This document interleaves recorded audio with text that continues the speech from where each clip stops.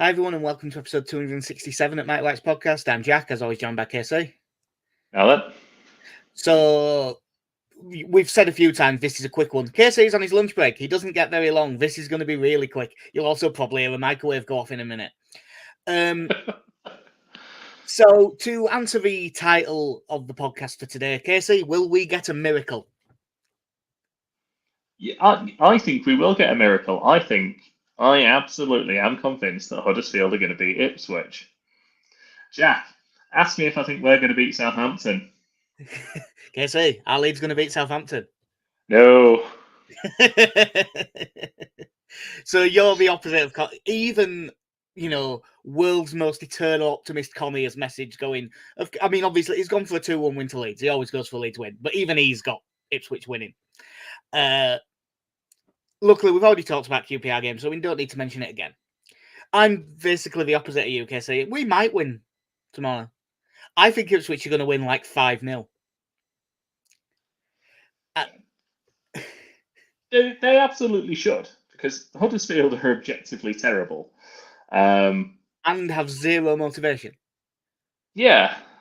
But I refer back to the ongoing FM law of the freedom of relegation. Allows you to absolutely batter a decent team for no discernible reason. Let me take that back. It will be 5-0.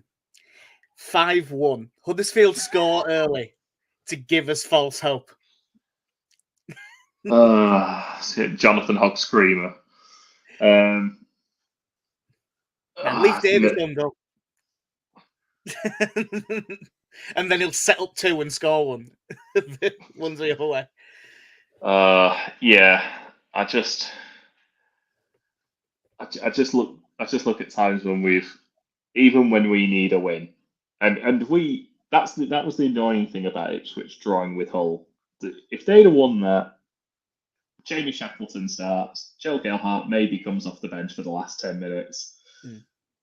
It's all a bit nice, but we kind of still have to put out a full team for this now, on the off chance. Oh, yeah, we absolutely do. Farker made a big point of this in his press conference.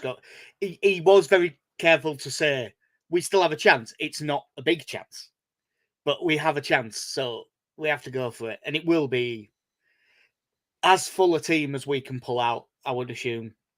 Whereas if it was over, we would just be resting players, which is the situation Southampton are in. Like, they are 6 points behind us, and they are 11 points ahead of Norwich. Like, that's about as comfortably fourth as you're going to get. Yeah, that is as fourth position as it gets. So if they've got anyone who's even got a knock, they're not playing. If they I don't think that Che Adams or Adam Armstrong play this game. Probably Sekou up front. Just like they'll probably be on the bench and they might give them 20 minutes as a bit of a training session. But I mean, if it were me, considering how long that coach journey is and stuff, I wouldn't even send them. You send yourselves bench, send the 21s. Yeah, because what difference does it make to them? Just although the only argument against that is Southampton have lost the last 3, and a bit like us, they might be after a good performance to get some confidence back in ahead of the playoffs. So that's why they won't go too far. But I would be so tempted not to send anyone if I was them. So yeah, I mean, it's not even like we just need Huddersfield to get a draw. Huddersfield would have to win. I think that it's like 16-1 that Leeds get the automatic spot, and I think that price is stingy. Yeah, the term I'm choosing for this scenario is unlikely. Yeah.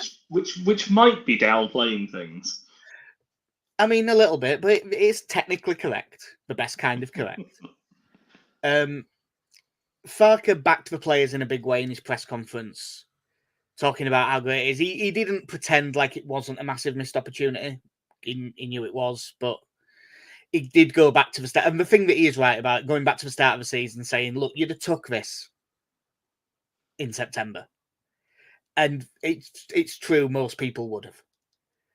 It's the same as the scenario I was talking about last night with the Villa game, where objectively, if you make the semi-final of a European competition, it's a good season. If you lose that semi-final to Olympiacos, that's disappointing. Yeah, and it is a very similar thing to that. It's just because if we wouldn't have had that, what was it, 11 games in a row or whatever it was that we won, if we'd have just won 7 and just had a normal finish to the season and got to here, you'd go, all right, fine. It's because we actually got there and then dropped off that it's frustrating. Yeah, we have very briefly been top of the league. Yeah, worst thing that could ever happen to us. So, there's no Dan James as expected. Bamford isn't back in full training yet, so you'd assume he's not playing. Connor Roberts has only just started training again, so you would assume he's not playing. Was it something along the lines of they've not even stretched yet? No, but that was about Bamford's, because Bamford is out with a bruised knee. Which sounds, and I mean, it sounds pathetic. It won't be, but it does sound it.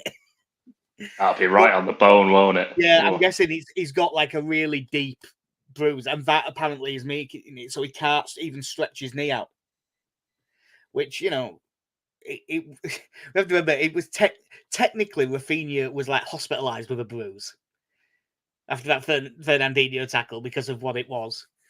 Now, this won't be as bad as that because we'd have heard, but I only have one request for Mr. Fark. If Bamford isn't fit, play Matteo Joseph up front. It'll just do it. He won't know, will he? No, I think he'll play Peru and Rutter. Only this time he will at least put Rutter at 9, which of the two options works better. It's not ideal, but it's the better option of the two if them two are playing. Oh, God.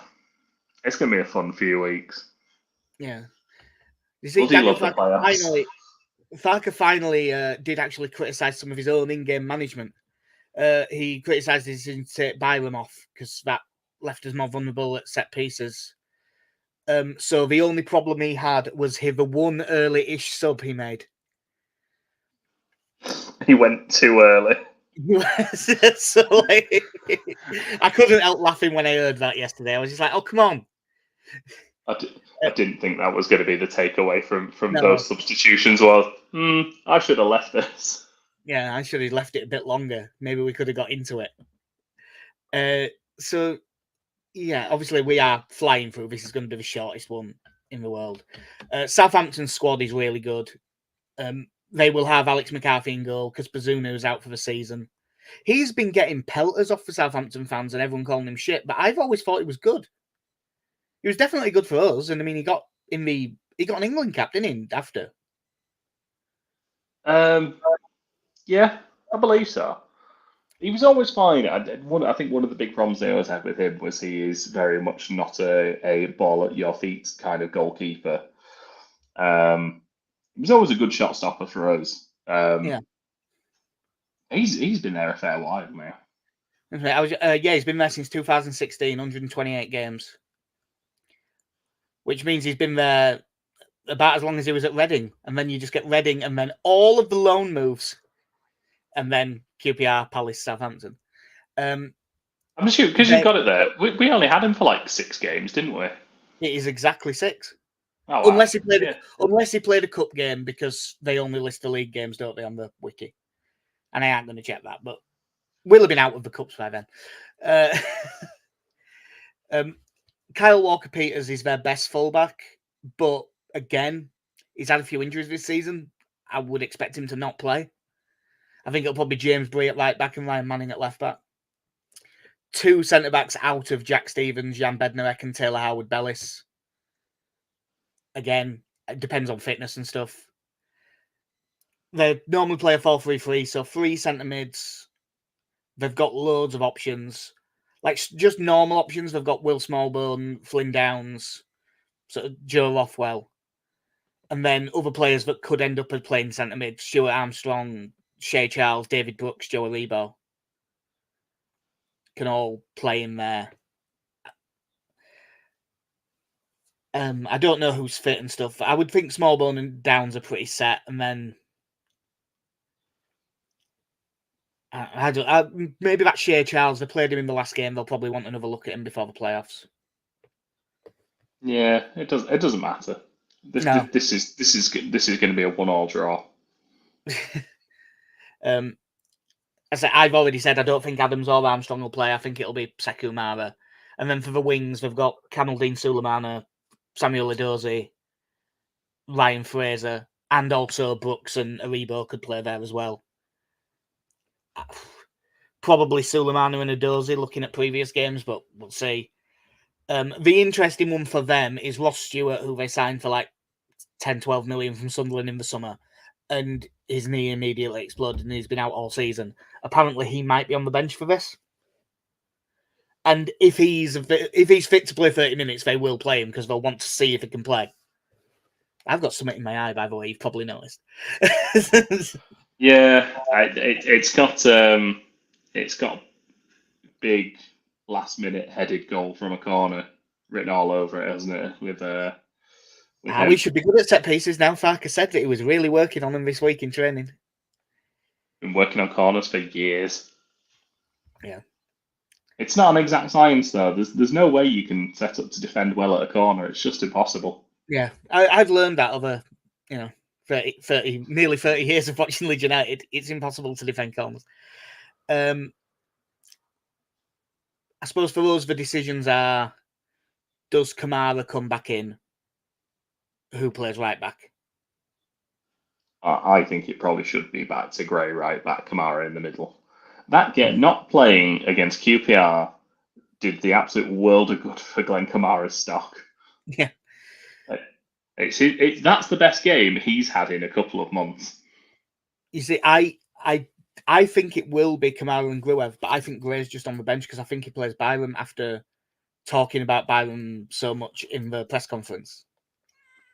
I think that Byram's probably going to play right back in this. Well, he's got to make up for subbing him so early. Yeah.